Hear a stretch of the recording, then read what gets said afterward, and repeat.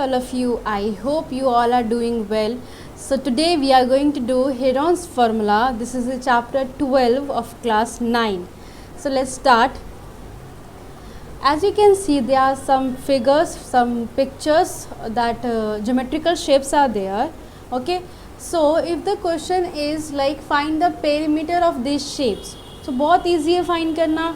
अगर साइड्स की measurements given है, सपोज यहाँ पे 10 centimetre is given, this square, तो पेरीमीटर बहुत इजीली फाइंड कर लोगे. We know the formula 4 into side, right. अगर एरिया बोला जाए so you can easily find the area of a square, वो भी आपको पता है, ठीक है, दैट इज साइड स्क्वायर. इसी तरीके से आप मोस्टली आपको सारे ज्योमेट्रिकल शेप्स के एरिया एंड पेरीमीटर आप बहुत इजीली फाइंड कर सकते हो, ठीक है. ना द क्वेश्चन इज, अगर आपके पास ये क्वाड्रिलेटरल है, जैसे तो पैरेललोग्राम, इसका फॉर्मूला भी आप जानते हो, base into height for the area, right. अगर आपके ऐसे क्वाड्रिलेटरल्स हैं तो किस तरीके से एरिया फाइंड करेंगे. या आपका ट्राइंगल है तो एरिया कैसे फाइंड करेंगे, क्योंकि ट्राइंगल के भी बहुत सारे टाइप्स होते हैं, तो किस ट्राइंगल का एरिया कैसे फाइंड किया जाएगा हम वो देखेंगे, ठीक है. और हेरॉन्स फार्मूला कैसे डिराइव हुआ है वो भी देखेंगे. So the first is this triangle. ये बेसिकली आपका राइट एंगल ट्राइंगल है. So for area of right angle triangle, जो बहुत इजी फॉर्मूला है, area of the right angle triangle, ठीक है, ये सिर्फ राइट एंगल ट्राइंगल के लिए ही यूज़ होता है. The formula is half into base into height, ठीक है, क्योंकि जो परपेंडिकुलर होती है वो हाइट होती है, तो इसमें आप 12 या 5 किसी को भी हाइट कंसिडर कर सकते हैं, और उसी का ये बेस. अगर आपने 12 को हाइट लिया है तो 5 क्या हो जाएगा, बेस. अगर 5 को हाइट लिया तो 12 बेस हो जाएगा. So half into 5 into 12, so answer will be 30 centimetre square. तो ये जो फॉर्मूला है that half into base into height is this is only for right angle triangle, ठीक है, this formula. Okay. Now next triangle is, ये मैंने equilateral triangle लिया है. Equilateral means when all sides are equal. ये 10 centimetre है, this is also 10 centimetre, this is also 10 centimetre. अब यहाँ पे 5 क्यों डिवाइड हुआ है, क्योंकि जो यहाँ पे हाइट परपेंडिकुलर होती है, आपको पता है ये एज अ मीडियन भी काम करती है और एल्टीट्यूड भी काम करती है फॉर एन इक्विलेटरल ट्राइंगल, तो ये इक्वली डिवाइड हो जाएगा. अब देखो, अब यहाँ पे आपको ये हाइट फाइंड करना है टू फाइंड दी एरिया, क्योंकि आपको जैसे मैंने कहा था कि अगर आपका राइट एंगल्ड है तो आप बहुत इजीली एरिया फाइंड कर सकते हैं. तो इसके लिए आपको इस हाइट की रिक्वायरमेंट है, राइट. तो हाइट कैसे फाइंड कर सकते हो आप, पाइथागोरस यूज़ करके. तो ये 10 5 ऑफ पाइथागोरस यूज़ करके आप ये फाइंड कर लेंगे. Then you will get the this height. Then you can use the formula half into base into height. तो आपको इस ट्राइंगल का एरिया मिल जाएगा. अगर आपने ये हाइट लिया, पूरा ट्राइंगल फाइंड करना चाहते हो तो आपको बेस क्या लेना पड़ेगा, 10 सेंटीमीटर, और हाइट आपकी क्या हो जाएगी, दिस वन. तो इस तरीके से आप इसका एरिया फाइंड कर सकते हैं. चलिए फाइंड करके दिखाती हूँ मैं आपको. जैसे 10 सेंटीमीटर या 5 सेंटीमीटर, अगर आपने यहाँ पे पाइथागोरस यूज़ किया तो PM स्क्वायर, PM क्या है, हाइट है यहाँ पे, तो ये हो जाएगा 10 का square means 100 plus 25 under root. So this will be 125 under root, और 125 5 का क्यूब होता है, इसका स्क्वायर क्या हो जाएगा 5√3, ठीक है. This will be the centimetre. ये आपका हो जाएगा हाइट. अब फॉर्मूला अप्लाई करिए, हाफ इंटू बेस, मैंने क्या कहा था 10 लेंगे आप, क्योंकि पूरे ट्राइंगल का फाइंड कर रहे हैं. सो 5 इंटू 10 इंटू हाइट इज़ 5√3. तो आप इसको सॉल्व करेंगे. सो 25√3 centimetre square will be the area of this triangle. बहुत ईजी है. नेक्स्ट आइसोसेलेस ट्राइंगल लिया है यहाँ पे, ठीक है. सो आइसोसेलेस के लिए यहाँ पे क्या है, अगेन हाइट आपको है तो आप बहुत इजीली पाइथागोरस से ये फाइंड कर सकते हैं. तो इसकी हाइट आपको मिल जाएगी 3 सेंटीमीटर जब आप पाइथागोरस यूज़ करेंगे. Then now again use of formula, because right angle आपको यहाँ पे मिल गया. So area of the triangle will be half into base into height. So half into base आप पूरा लेंगे, ये 4 सेंटीमीटर है तो ये पूरा क्या हो जाएगा 8 centimetre into 3. So this will B 12 centimetre square. बहुत ईजी है. अब ये क्वेश्चन आता है कि अगर आपके पास हाइट गिवन नहीं हो तो क्या एरिया फाइंड कर सकते हैं आप किसी भी ट्राइंगल का, सिर्फ साइड्स आपके पास दी हुई हैं. तो इस तरीके से इन एरिया का, इन ट्राइंगल्स का जो एरिया होता है कैसे फाइंड करेंगे, वो होगा by Heron's formula. When there will be no height in the triangle, ठीक है, सिर्फ साइड्स आपको गिवन होंगी। This is area of triangle by Heron's formula.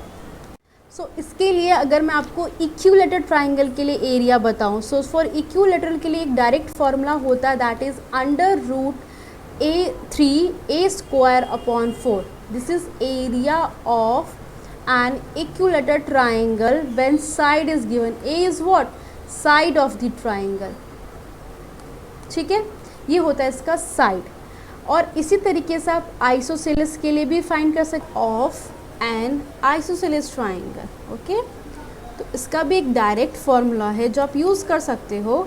The formula is A/4 in the bracket 4B² minus A² and that is under root, ठीक है। सो under root में 4B² minus A² है। अब आप सोचेंगे ए बी क्या है, so A will be the two equal sides जो होते हैं ना, आइसोसेलेस में आपको पता है 2 इक्वल साइड्स होते हैं, जो इक्वल साइड्स होंगे उसका एक मेजरमेंट आपको लेना है, ठीक है। और बी क्या होगा? B will be the base, simple. तो इस तरीके से आप डायरेक्टली इसको यूज़ कर सकते हैं। नाउ द क्वेश्चन इज, अगर आपके पास स्केलीन ट्राइंगल है, स्केलीन आपको पता है ना, when we have all unequal sides, तो आप क्या यूज़ करेंगे? Then we will use this formula, area of a triangle by Heron's formula. और ये फार्मूला सारे ट्राइंगल्स के लिए एप्लीकेबल है, चाहे वो राइट एंगल हो या कोई भी ट्राइंगल हो। तो पहले हम ये देखते हैं कि हेरॉन्स जो थे उन्होंने क्या फार्मूला हमें दिया था, किसने दिया था हमें ये फार्मूला, वो ये थे, ये हेरॉन्स। ये आपके एनसीईआरटी बुक में इनके बारे में दिया हुआ है, आप ये थोड़ा पढ़ सकते हैं, इनके वर्क के बारे में पढ़ सकते हैं, इन्होंने किस तरीके से इसका इन्वेंशन किया था, ठीक। Then next the formula is given by him. This is the formula, area of triangle S in the bracket S minus A, S minus B, S minus C. अब यहाँ पे S क्या? S is basically the small s. इसको हम small s से represent करते हैं, which is A plus B plus C upon 2. And this small s is your semi perimeter. मतलब जो पेरीमीटर होता है उसका हाफ। और अगर आपके पास सपोज करिए कोई ट्राइंगल है, इस ट्राइंगल के साइड्स हैं ABC, तो इसका पेरीमीटर क्या होगा? अगर आप इसका पेरीमीटर फाइंड करेंगे, that will B A plus B plus C, तो सेमी पेरीमीटर इसका हाफ हो जाएगा, इसलिए इसको हाफ कर दिया है। तो पहले आपको सेमी पेरीमीटर फाइंड करना है। ABC इनके साइड्स है, यहाँ लिखा है ना, ABC are the sides of the triangle and this is the formula, ठीक है। बस फॉर्मूला पुट करना है और आपको क्वेश्चन सॉल्व करना है। तो एक क्वेश्चन मैं आपको सॉल्व करके दिखाती हूँ ताकि आपको ईजिली ये फॉर्मूला समझ आ जाए। देखिए, the question is find the area of a triangle, two sides which are 8 centimetre 11 centimetre and the perimeter is 32 centimetre. तो ये फिगर है आपके पास, इसमें थर्ड साइड गिवन नहीं है बट पेरीमीटर गिवन है।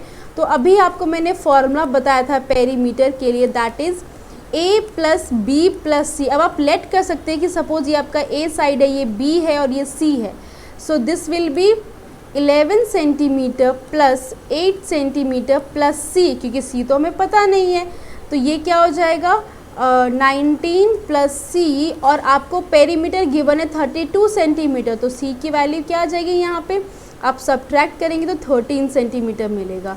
तो अब हमें C की वैल्यू मिल गई। नाउ इसमें आपको सेमी पेरीमीटर फाइंड करना है, ठीक है। तो आप शॉर्ट में भी लिख सकते हैं इसको स्मॉल s, हमेशा स्मॉल s स्मॉल a ही लिखें, ठीक है। That will be 32 upon 2 which will be 16 centimetre.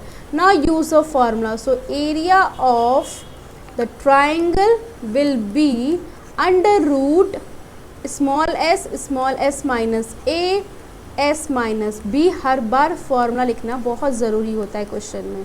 So under root 16 minus 11, 16 minus 8 and यहाँ पे 16 माइनस C क्या फाइंड किया था आपने? 13। So you will get here 16 into 5 into 16 minus 8 क्या होगा? 8 इंटू 16 माइनस 3, 3, ठीक है। अब देखिए इसको कैसे सॉल्व करते हैं हम। यहाँ पे इसकी जैसे आपको पता है अंडर रूट की क्या करते हैं? पेयरिंग करते हैं, ठीक है। तो बस वही पेयरिंग करना है। 16 है तो उसको हम 4 इंटू 4 लिख सकते हैं, इंटू 5, और 8 को क्या लिख सकते हैं? 2 इंटू 2 इंटू 2 इंटू 3। अब देखिए किस किस के पेयर्स आपको बहुत ईजिली यहाँ पे मिल रहे हैं। तो आप ये देखिए 4 का पेयर डन, तो 4 बाहर आ जाए, क्योंकि स्क्वायर रूट एक तरीके से हम फाइंड करें, जो आप जानते हो फाइंड करना। देन यहाँ पे ये 2 का पेयर है, ये 2 भी बाहर आ जाएगा, ठीक है।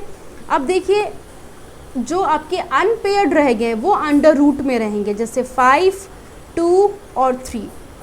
सो 4 2 ज़ा 8 और अंडर रूट में क्या आ गया, 5 2 ज़ा 10, 3 ज़ा 30। सो 8 रूट 30 सेंटीमीटर स्क्वायर, ये आपका आंसर आ गया। सो रूट में आंसर रहेगा, इससे ये मत सोचना कि आंसर गलत है, आंसर बिल्कुल सही है।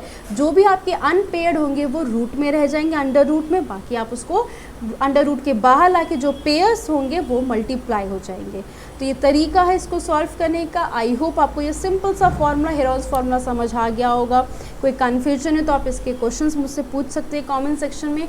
जो इसके एक्सरसाइजेस के क्वेश्चंस है वो मैं नेक्स्ट वीडियो में बनाऊंगी, ठीक है, तो आप उसको भी ज़रूर देखिएगा। Thank you all of you.